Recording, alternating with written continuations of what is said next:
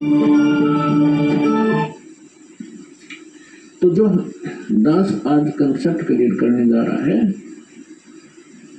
कि आपको वो स्थान मिला, आपको तत्व ज्ञान मिला,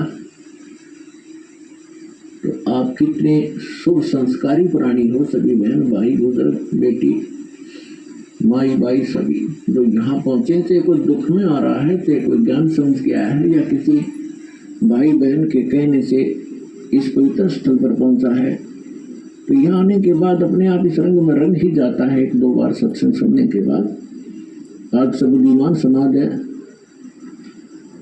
तो जो प्रसंग चल रहा है हम उसी पर आते हैं। तो इन्होंने ब्रह्मा जी से प्राप्त उस ज्ञान के आधार से चुनक ऋषि ने तप सिलेक्ट कर लिया और वेदों से ओम मंत्र, तो गीता अध्याय नंबर 7 के श्लोक नंबर 18 में कहा है कि ये ज्ञानी आत्मा है तो उदार मीन समर्पित है परमात्मा के लिए। हजारों वर्षों तक तप किए, साधनाएं की, सूख कर काटा हो गए, परवाह नहीं की चाहे जान भी जाओ परंतु परमात्मा मिले मोक्ष हो। लेकिन किक्कर बबूल का बीज बो गए और आम की आस करना महामूर्खता होती है। इसी प्रकार इन ऋषि महर्षियों ने ओम नाम का जाप ये बबूल का बीज बोया, हठ योग करना भी ये बबूल का बीज है। इसकी साधना करके ये पूर्ण मोक्ष की आशा में बैठे, हजारों वर्षों तक चुनक ऋषि साधना करते रहे। गीता अध्याय नंबर 11 के श्लोक नंबर 32 में गीता ज्ञानदाता कहता है कि अर्जुन मैं काल हूँ और सब लोगों को अक्षय करने के लिए, इनका नाश करने के लिए अब मैं प्रवृत्त हुआ हूँ। तो श्री कृष्ण जी तो पहले ही विद्वान थे श्री अर्जुन के पास साथ, क्योंकि उसके रिलेटिव थे, अर्जुन के साले थे श्री कृष्ण भगवान। और वो श्री कृष्ण नहीं, उसमें वो काल बोल रहा था, जो कहता ये देख मेरा ये वास्तविक स्वरूप है और मैं काल हूँ, हजार भुजा है उसके। और गीता अध्याय नंबर 11 के श्लोक नंबर 21 में अर्जुन कह रहा है कि भगवान आप तो सभी ऋषियों को खा रहे हो, सभी देवताओं को भी खा रहे हो, सिद्धों के समुदाय आपके सामने हाथ जोड़कर खड़े हैं और वेदों के सूक्तों से आपकी ही स्तुति कर रहे हैं, आप उनको भी खा रहे हैं। तो गीता अध्याय नंबर 11 के श्लोक नंबर 32 में गीता ज्ञानदाता कहता है कि मैं तो काल हूँ भाई, इन सबको खाने के लिए अब प्रवृत्त हुआ हूँ। तो गीता अध्याय नंबर 11 के श्लोक नंबर 47-48 में ये गीता ज्ञानदाता कहता है कि ये मेरा वास्तविक रूप है, मैं ऐसा हूँ जो अब तुम्हें दिखा है, और मेरे इस रूप के दर्शन तेरे अतिरिक्त पहले कभी किसी ने नहीं हुए और आज्ञा नहीं हो सकते। मैं ना किसी जप से, ना तप से, ना किसी क्रिया से और ना किसी वेदों में वर्णित विधि से मेरी प्राप्ति नहीं हो सकती। ब्रह्मा जी ने 4 युग तक साधना की, नहीं मिला, आखिर में आकर अपनी माँ को झूठ बोल दी कि मुझे प्राप्त हुआ, क्योंकि वेद उसने पढ़े थे और वेदों में परमात्मा साकार है। तो श्रीमद् देवी भागवत के अंदर ब्रह्मा जी खुद कहते हैं अपनी माता दुर्गा को कि माता जी अनुभव कुछ और बोलता है और वेद कुछ और बताते हैं, इनमें बहुत ही द्वितीयवाद है, इसका कारण क्या है। तो दुर्गा को उस काल ने धमका रखा है कि खबरदार जब मेरी किसी को भी तूने जानकारी दे दी, मैं गुप्त रहूंगा और मेरा भेद किसी को नहीं बता देगी। तो उसके डर से देवी उसको गोल मोल कर देती है कि मैं ही सब कुछ हूँ, मैं ही ब्रह्म हूँ, मैं ही सब कुछ हूँ, ऐसे गोल मोल कर देती है। फिर भी ब्रह्मा जी कहते हैं कि अनुभव कहता है, अनुभव हम करते हैं तो मिल नहीं रहा, और वेद बताते हो साकार है, एक स्थान पर बैठा है। तो ये दो बला सा ज्ञान है माता। तो कहने का भाव ये है कि गीता ज्ञानदाता कहता है कि मैं ना वेदों वर्णित विधि से, ना किसी जप से, ना तप से, ना किसी क्रियाओं से कभी नहीं प्राप्त हो सकता। तो इसलिए गीता अध्याय नंबर 7 के श्लोक नंबर 24 और 25 में ये खुद कहता है कि मैं अव्यक्त हूँ, अपनी योग माया से छुपा रहता हूँ ये मेरा अनुत्तम विधान है, अटल विधान है। अनुत्तम तो इसलिए जो माता पिता है और बच्चों से भी गुप्त है, तो कोई न कोई दोष है उसके अंदर, वो अच्छा आदमी नहीं है। इसको श्राप लगा हुआ है, 1 लाख मानव शरीरधारी प्राणियों का आहार करता है, जिस कारण से छुपा बैठा है। कहीं पता लग गया तो एक भी तेरी पूजा करेगा, तेरे इन सब देवी देवताओं को भूल जाएंगे।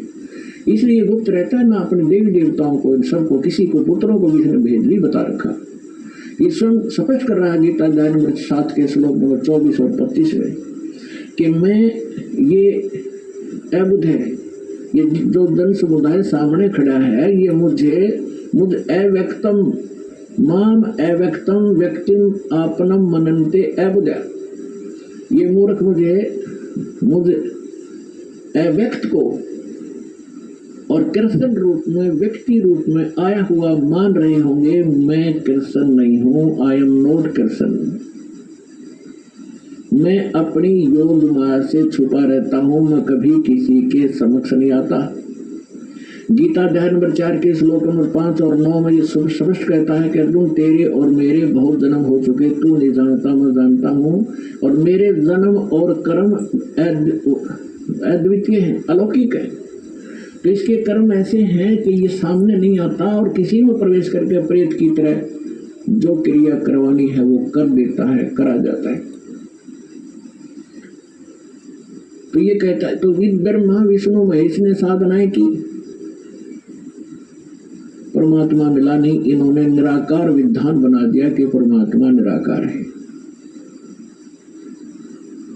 तो इसी प्रकार जो प्रसंग चल रहा है उसी पर आते हैं।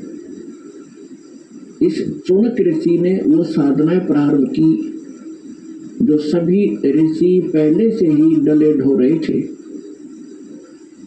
उससे वो परमात्मा तो मिलना है ही नहीं, ये एटम बम बन जाते हैं, एटम बम। अगस्त ऋषि ने सारे जीवन में डले ढोकर एक सिद्धि प्राप्त कर ली,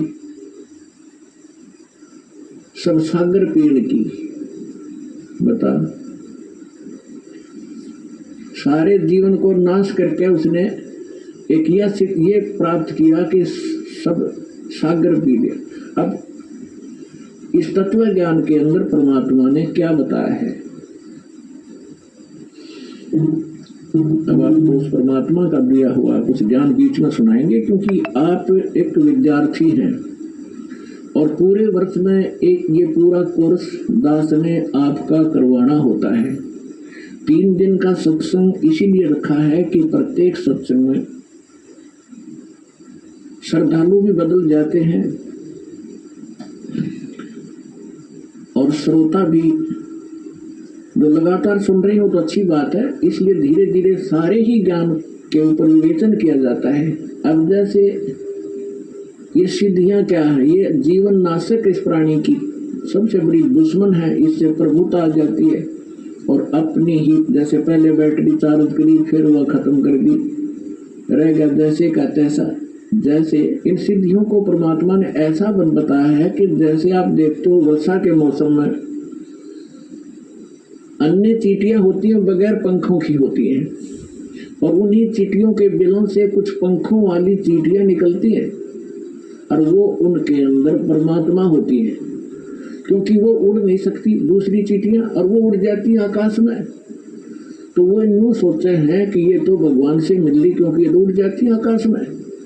और वो आकाश में जैसे आजकल आप देखते हो मौसम वर्षा का है तो चींटियां निकलती है पंखों वाली कीड़ियां, और कहाँ जाती हैं, या तो दीपक पर जाकर गड़कर मर जाएंगी, या फिर बल्लभ के चारों तरफ घूमती रहेंगी। थोड़ी सी देर में उनकी पंख टूट जाएंगी, कट कर नीचे पड़ जाएंगी और वो चिट्टी की चिट्टी रह जाएंगी। इसी प्रकार ये जो साधना करते हैं, गलत साधना करते हैं, शास्त्र विधि को त्याग कर जो मनमाना हठयोग आदि करते हैं, अन्य जाप मंत्र अनुष्ठान करते हैं, उनसे उनमें सिद्धियां आ जाती हैं। और आम मानव से वो जैसे आकाश में उड़ जाना, जल के ऊपर ऐसे चलना जैसे थल पर चलते हैं, सब समुद्रों को पी लेना, इस तरह के जो ये कलाबाजी इनमें आ जाती है, तो आम मनुष्य इन्हों सोचे न भगवान मिल गया।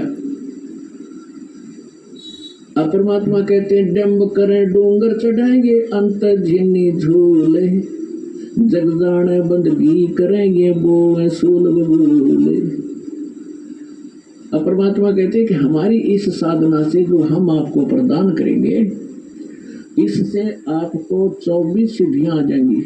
यहाँ की तो 8 सिद्धि है, और उन्हीं के अंदर ये लटपट होकर अपना जीवन नाश कर जाते हैं। परमात्मा कहते हैं जो साधना हम आपको बताने जा रहे हैं, इससे आपको 24 सिद्धियां प्राप्त हो जाएंगी, लेकिन एक भी प्रयोग मत कर लेना, नहीं तुम्हारे लिए विष का काम करेगी।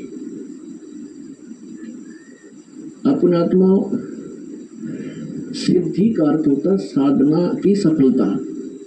हम इन सिद्धियों जो हमारे अंदर आएंगी, हम इसको डिपॉजिट रखेंगे, एक पावर बनेगी, और जो अन्य मंत्र हम आपको दे रहे हैं उससे आपकी आत्मा इतनी चार्ज होगी, इन्हीं के सहारे, इनकी भक्ति की शक्ति से हम सतलोक जाएंगे। यदि हमने यहाँ खराब कर दी तो हम आगे जा नहीं सकते, हमारी सारी पूंजी नष्ट हो जाती है। तो क्या बताते हैं, शब्द महल में सिद्ध 24, अंश छोड़े विश्व 20। कहते हैं हमारे जो मंत्र में, शब्द में 24 सिद्धियां आ जाएंगी आपको, और यदि आपने इनका प्रयोग कर लिया, आपकी वाह वाह हो जाएगी। किसी का दाढ़ा ला दोगे वो ठीक हो जाएगा, आपकी भक्ति नष्ट हो जाएगी। आप देखते हो पुराने किसी नगर में कोई किसी चीज का दाढ़ा लगाता है, उनका दादा लाई है, वो दूसरा लगाना शुरू कर देता है। ये पूर्व जन्म के पुण्यकर्मी प्राणी थे, और पहले भी इन्होंने ऐसे बैठा दिया, दोबारा थोड़ी बहुत पूंजी बची थी, वही झाड़े लाकर नाश कर जाएंगे। तो इसलिए हमने चौकस होना है, थोड़ा बुद्धि से काम लेना है। झाड़ा लाने से बात नहीं बनेगी, उसको अपना इस परमात्मा से जोड़े, वो भी अपना धन इकट्ठा करे, आप भी करो।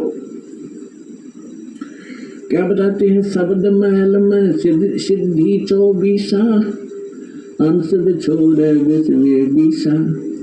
एक सिद्धि सुर देव मिलावे, एक सिद्धि मन वृत्ति बतावे, एक सिद्धि होवे पवन स्वरूपी, एक सिद्धि होवे अनुरूपी, एक सिद्धि निस्वासर जागे, एक सिद्धि सेवक हो आगे, एक सिद्धि स्वर्गापुर धावे, एक सिद्धि जो सब घट छावे, एक सिद्धि सब सागर पीवे, एक सिद्धि जो बहुयुग जीवे, एक सिद्धि जो उड़े आकाशा, एक सिद्धि परलोक के वासा, एक सिद्धि कष्ट तन जारा, एक सिद्धि तन हंस निहारा, एक सिद्धि जल डूब न जाई, एक सिद्धि जल पैर न लाई, एक सिद्धि बहु चोले धारे, एक सिद्धि नीत तो विचारे, एक सिद्धि पांचो तत् नीरम, एक सिद्धि जो बदर शरीरम, एक सिद्धि पीवे नहीं खाई, एक सिद्धि जो गुप्त छिपाई, एक सिद्धि ब्रह्मंड चलावे, एक सिद्धि जो सब नाद मिलावे, एता खेल खिलारी खेले, सो हम हंसा प्रगट बेले, 24 को ना दिल चावे, सो हंसा शब्द अतीत कहावे, प्रसिद्धि पूर्ण पटरानी, सतलोक की कहूँ निशानी, सतलोक सुख सागर पाया, सतगुरु भेद कबीर लखाया, परमहंस पे खो परवाना, जन कहते दास गरीब दीवाना। अब आदरणीय गरीबदास साहिब जी गांव छुड़ाने जिला दद्दर वाले, इनको परमेश्वर मिले थे स्वयं आकर के गांव छुड़ानी के जंगल में, खेतों में, जहां ये अपने अन्य सहयोगी साथी ग्वालों के साथ, अन्य पालियों के साथ वहां गौ चरा रहे थे। 10 वर्ष के बालक थे, और परमात्मा का विधान है जो ऋग्वेद मंडल नंबर 9 सूक्त 86 के मंत्र 26 और 27 में, ऋग्वेद मंडल नंबर 9 सूक्त 82 के मंत्र 1, 2, 3 में, ऋग्वेद मंडल नंबर 9 सूक्त 54 के मंत्र 3 में,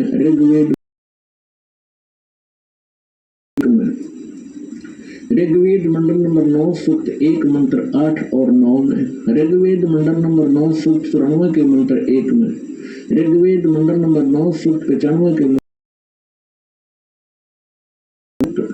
96, 96 के मंत्र 16 से लेकर 20 में और भी अनेक स्थानों पर यह स्पष्ट किया है कि परमात्मा ऊपर के लोक में रहता है